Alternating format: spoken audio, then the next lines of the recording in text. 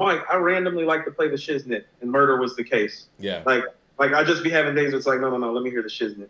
You know, I really hate that Doggy Style's not on streaming platforms anymore. I guess I got to go get a CD player again.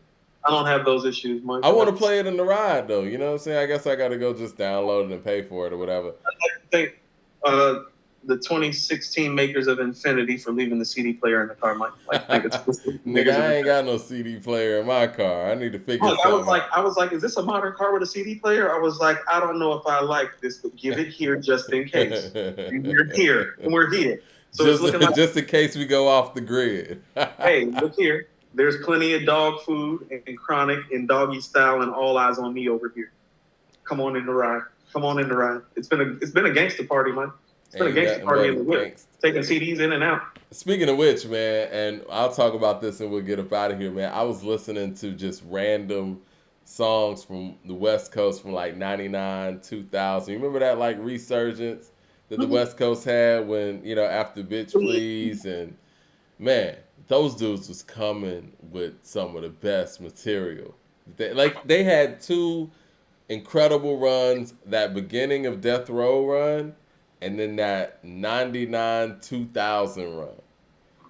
And You're the Exhibit one. was spitting, man.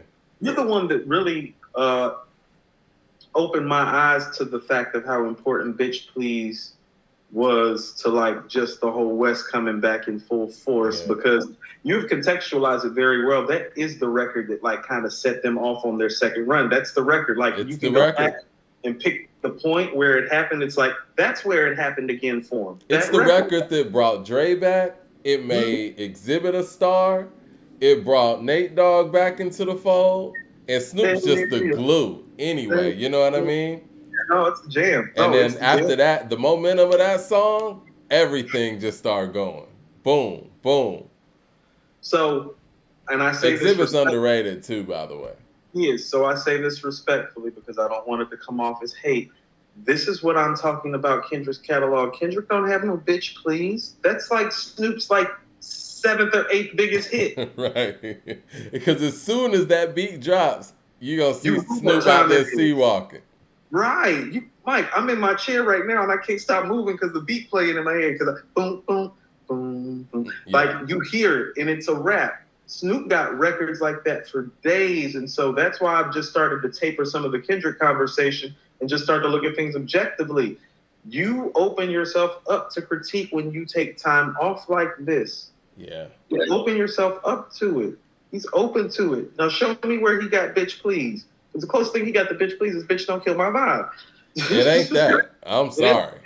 And it's not that. It ain't that at all. And like you That said, this is like Snoop's seventh or eighth best song or something. I mean, is Bitch Please better than Drop It Like It's Hot? First of all, it's not better than any of the singles on Doggystyle.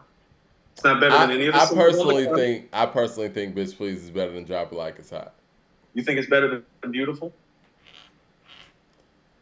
I like it better than Beautiful, but if somebody said Beautiful was better, I wouldn't be mad at that. I think Beautiful is better than Bitch It's a Please. dope song. I remember when one- Beautiful came beautiful out, song. I couldn't stop listening to it. Me neither. It's a beautiful song. That's one of my favorite Neptunes. Is that just Pharrell or is that Neptunes? That's one of my favorite Neptunes. Right, Yeah. right.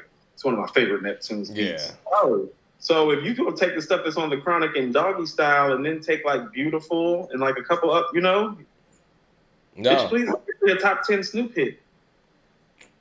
I mean, because even when he did his verses, DMX, like I don't even remember when he played Bitch Please, but hey, whenever he did play, huh? He doesn't need to. He doesn't Yo, need to. Snoop would beat anybody in the verses, except for Dr. Dre. Catch those hands. Catch But you those know what? hands. Catch those hands. You know what? That's what we should have got. A Snoop and Dr. Dre verses would have been awesome. No. What? Well, it would have been for me because I would have got to see them perform 187 live. Yeah. Deep cover.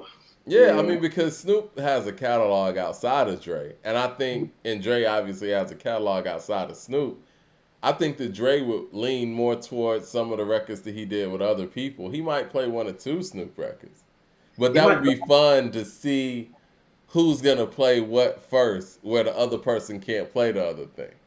Dre can play some of that DOC stuff that's still dope, like the formula and funky enough. Yo, man, that DLC album is fucking incredible. That DLC album's one of. Did that get 5 months? No.